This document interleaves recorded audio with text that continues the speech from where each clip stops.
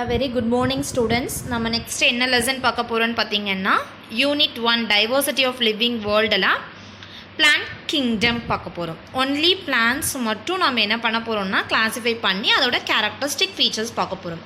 Before entering the lesson we will see the learning objectives down.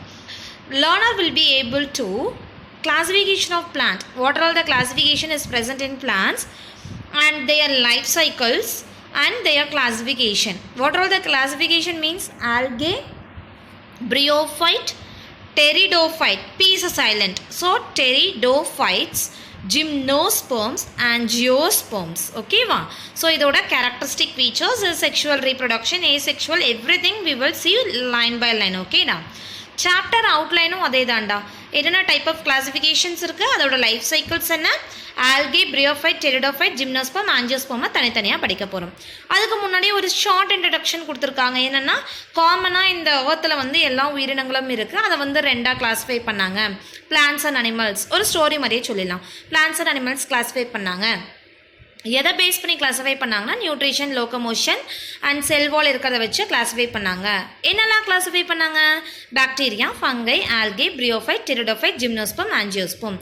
இதில் ரீசண்டாக என்ன பண்ணாங்கன்னு பார்த்தீங்கன்னா இந்த பாக்டீரியாவையும் ஃபங்கையும் தூக்கிட்டு என்ன பண்ணாங்க அப்படின்னு பார்த்தீங்கன்னா அது ரெண்டையும் தனித்தனி கிங்டமாகவே வச்சுட்டாங்க. பிளான்ட்டை வந்து ஒரு தனி கிங்டமாக வச்சுட்டாங்க.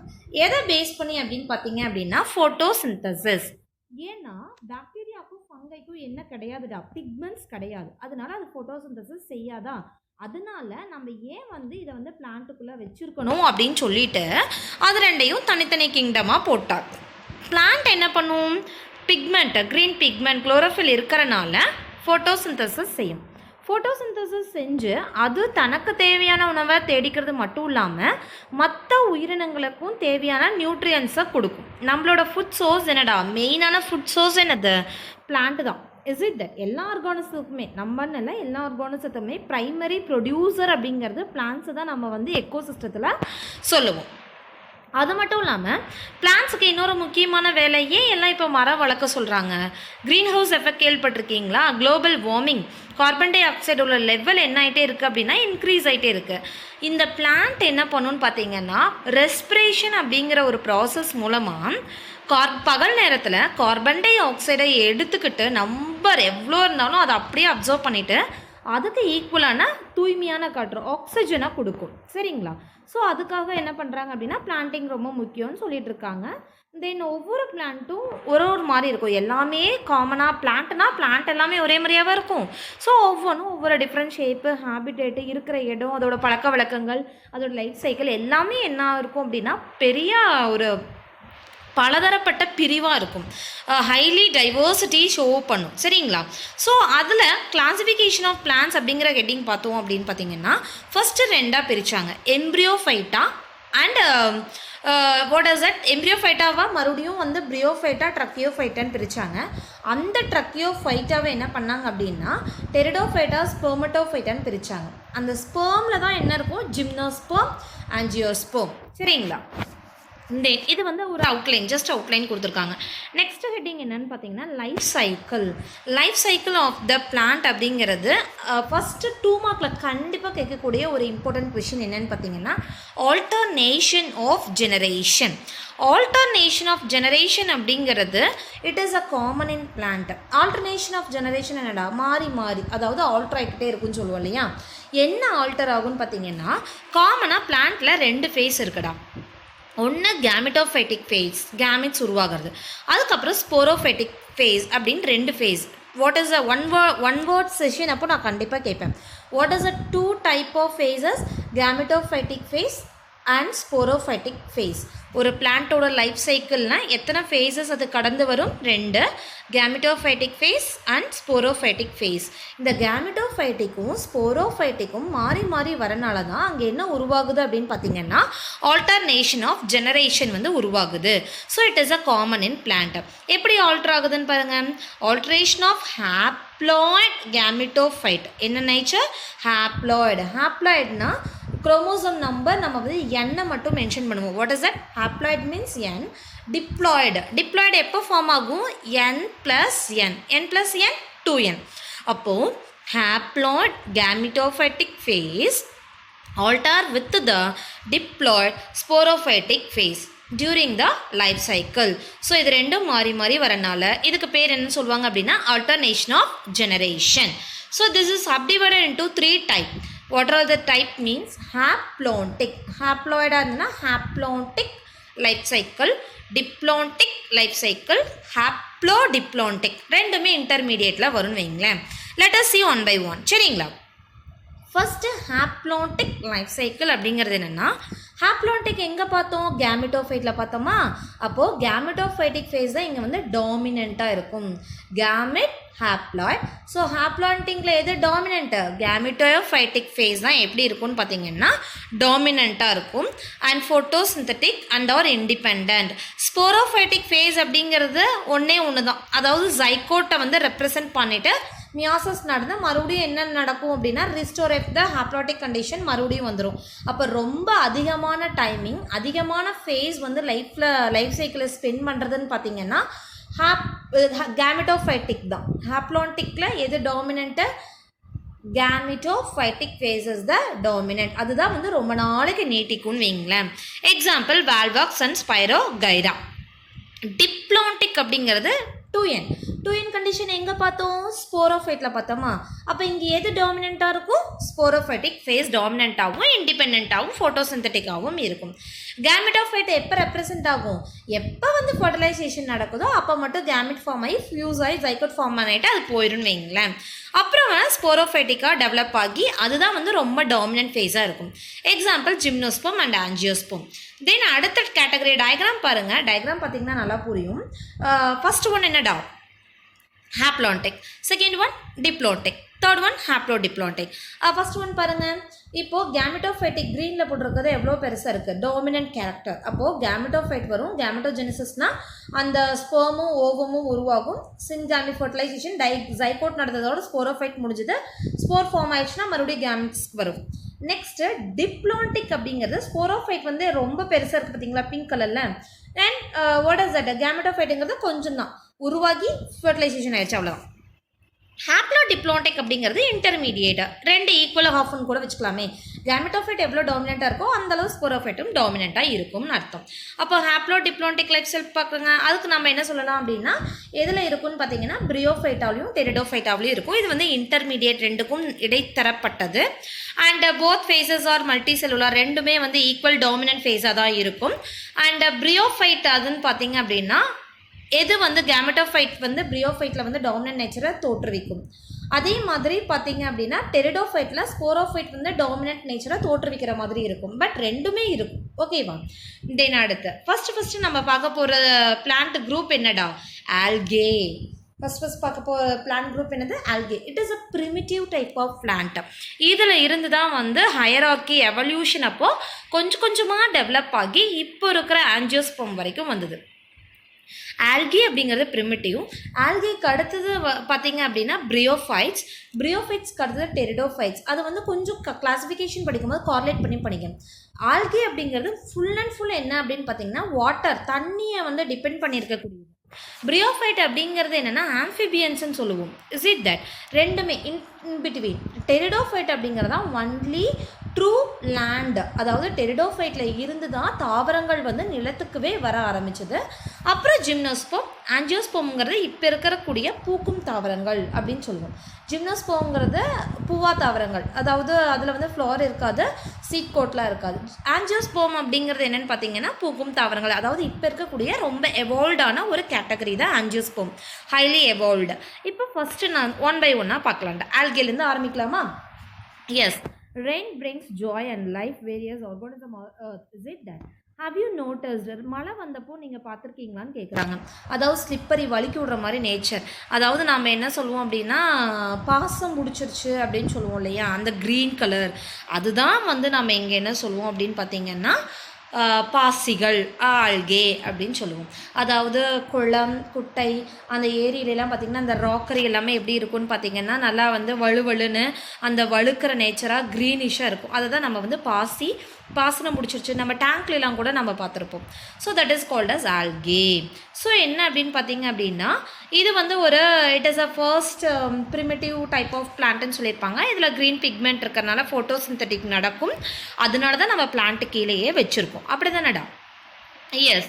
தென் அந்த டேப்லெட் காலம் பார்த்தீங்கன்னா எம்ஓ பார்த்தசாரதி அப்படிங்கிறவர் ஃபஸ்ட்டு ஆல்கேவை பற்றி இந்தியாவில் சொன்னனால ஃபாதர் ஆஃப் இந்தியன் ஃபைக்காலஜி பிஹெச்ஒய் அப்படின்னு இருக்கு இல்லையா, தட் இஸ் இன்க்ளூடட் த ஆல்கேவை பற்றின படிப்புக்கு பேர் என்னடா? ஃபைக்காலஜி.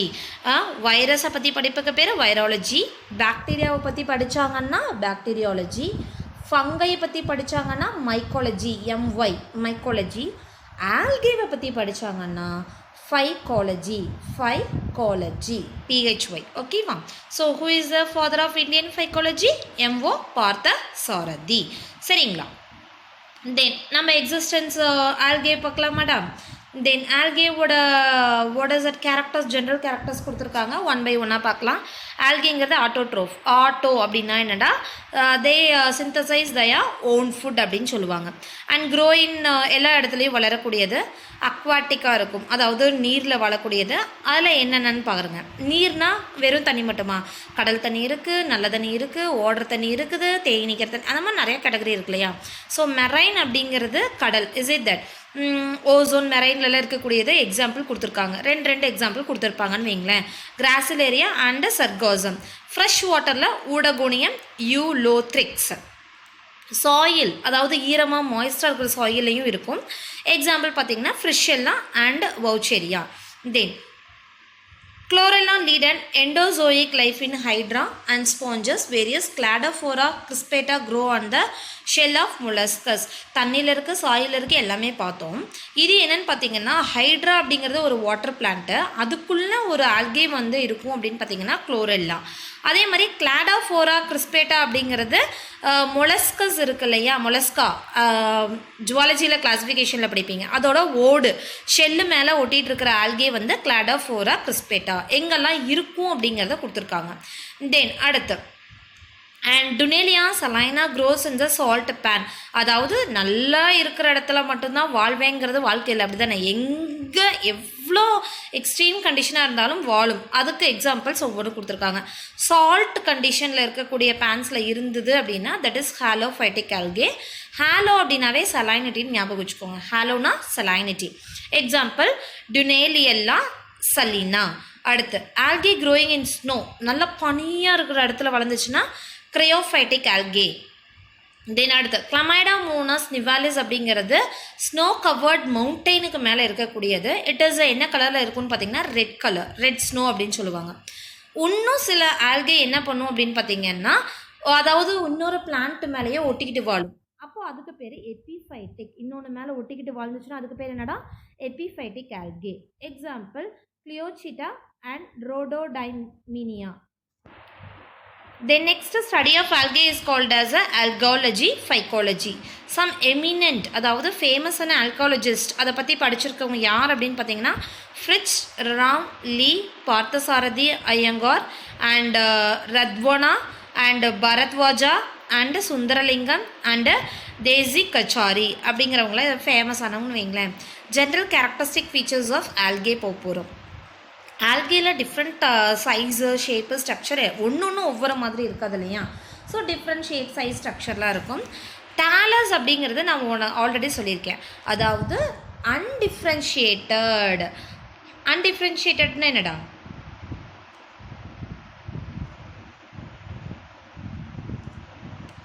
அன்டிஃப்ரென்ஷியேட்டட் அப்படிங்கிறது என்னென்னு பார்த்தீங்க அப்படின்னா இதுதான் ஸ்டெம்மு, இதுதான் ரூட்டு அப்படிங்கிற எந்த விதமான கிளாரிஃபிகேஷனுமே இருக்காது.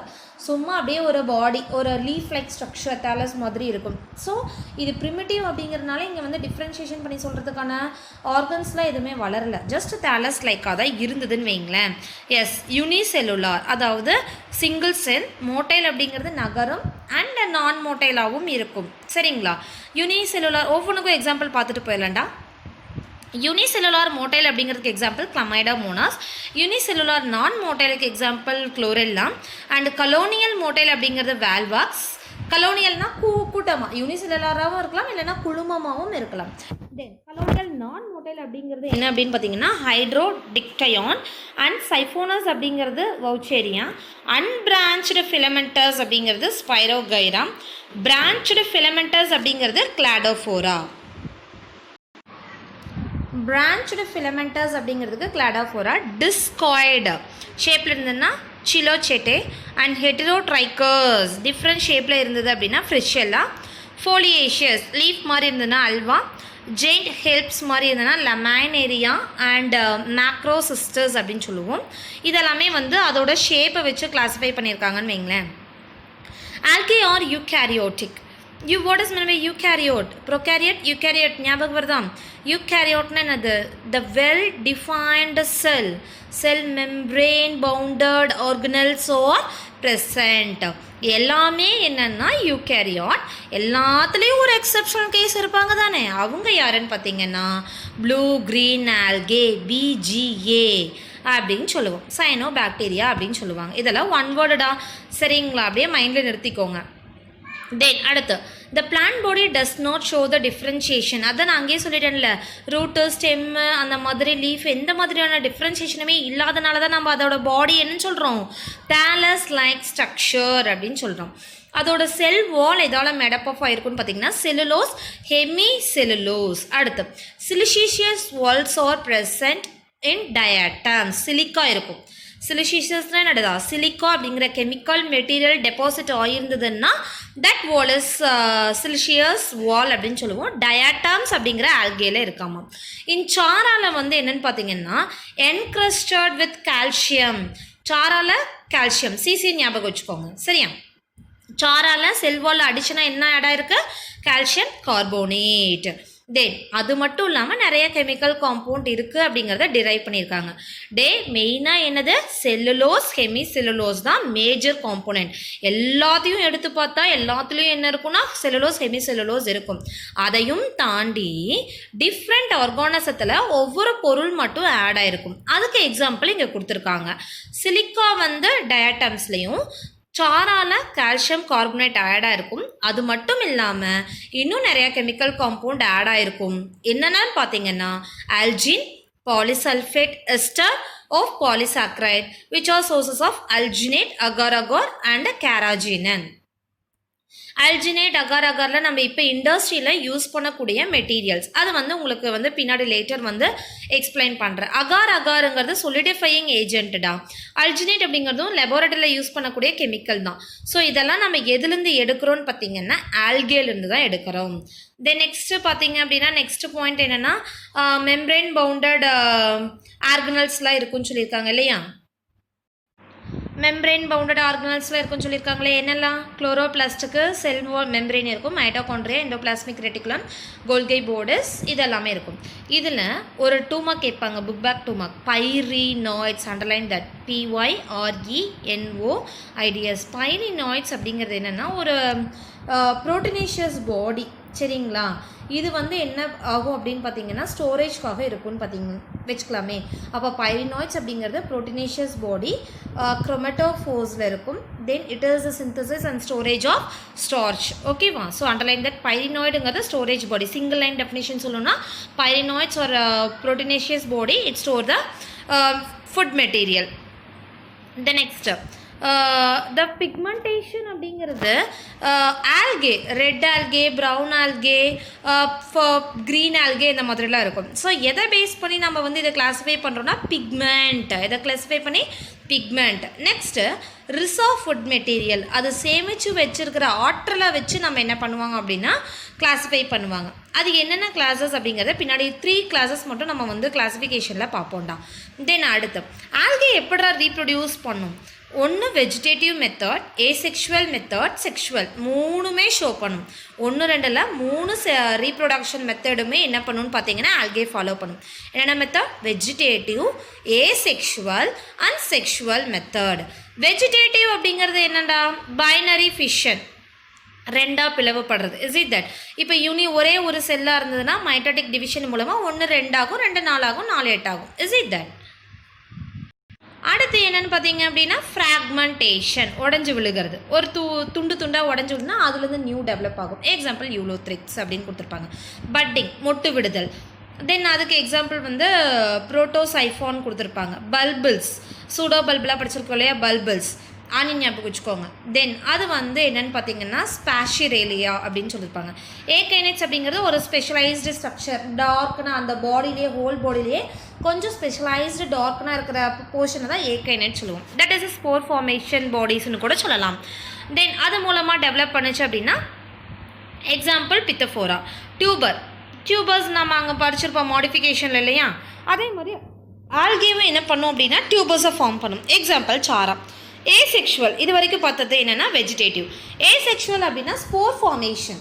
என்னென்ன டைப் ஆஃப் ஸ்போர் ஃபார்மேஷன் பண்ணது பார்க்கலாம். ஜூஸ்போர் அப்படிங்கிறது மோட்டைல் நகரக்கூடிய ஸ்போர். Example உடகோனியம் Ulothrix. ஆப்ளனோஸ்போர் அப்படிங்கிறது நான் மோட்டைல் ஸ்போர், வச்சரியா. அண்ட் ஆட்டோஸ்போர் அப்படிங்கிறது என்ன அப்படின்னு பார்த்தீங்கன்னா பேரண்ட் மாதிரியே இருக்கிறதுனால அதுக்கு பேர் ஆட்டோ அப்படின்னு வச்சுருக்காங்க. குளோரெல்லா. அடுத்த ஸ்போர் நேம் என்னடா, ஹைப்னோஸ்போர். திக் வால்டு ஆப்னோஸ்போர் மாதிரியே இருக்கும். எக்ஸாம்பிள் கிளமைடோமோனாஸ் நிவாலஸ். அடுத்த டெட்ராஸ்போர். 4 டைப் ஆஃப் ஸ்போர்ஸ் வந்து அட் டைமில் உருவாகும். எக்ஸாம்பிள் பாலிசைஃபோனியா. சரிங்களா. அடுத்து செக்ஷுவல். செக்ஸ் மூலமாக எப்படி வந்து ரீப்ரொடியூஸ் பண்ணுது அப்படின்னு பார்த்தீங்கன்னா இது கண்டிப்பாக 2 மார்க்கில் கேட்பாங்க. 3 டைப். ஐசோகேமி, ஆன்ஐசோகேமி, ஊகேமி. இதை ஈஸியாக சொல்லலாமா? ஐசோனா என்னடா, சேம். ஐசோனா சேம். இப்போது அதாவது செக்ஷுவல் ரீப்ரொடக்ஷனில் ரெண்டுமே உருவாகுமா, அதாவது மேல் அண்ட் ஃபீமேலு. இப்போது fusion of male and female எப்படி இருக்குன்னு பார்த்தீங்கன்னா ரெண்டுமே பார்க்க அச்சசலாக ஒரே மாதிரி இருக்கும். மார்ஃபலாஜிக்கலாகவும் சரி ஃபிசியலாஜிக்கலாகவும் சரி ஒரே மாதிரி இருக்கும் மேலும் ஃபீமேலும். அது வந்து ஐசோ. ஆன்ஐசோகேமி அப்படிங்கிறது ஏதாவது ஒன்று வேறுபட்டிருக்கும். ஒன்றா மார்ஃபாலஜி வேறு மாதிரி இருக்கும், இல்லைனா ஃபிசியாலஜி. Either R choice. ஒன்று மட்டும் வேறு மாறி அமைஞ்சது அப்படின்னா ஆன்ஐசோகேமி. ஊகேமி அப்படிங்கிறது ரெண்டுமே, அதாவது இதை பார்க்க வேற ஒரு மாதிரி இருக்கும், அதை பார்க்க மேல் ஒரு மாதிரி ஃபீமேல் ஒரு மாதிரி இருக்கும். அதோட ஆக்டிவிட்டீஸும் வேறு மாதிரி இருக்கும். அப்போ போத் மார்ஃபலாஜிக்கலாகவும் சரி ஃபிசியலாஜிக்கலாகவும் சரி டிஸ்சிமிலராக இருந்தது அப்படின்னா ஊகேமி அப்படின்னு சொல்லுவாங்க. கிளாசிஃபிகேஷன் நம்ம நெக்ஸ்ட் கிளாஸ்லேருந்து ஆரம்பிக்கலாம்டா.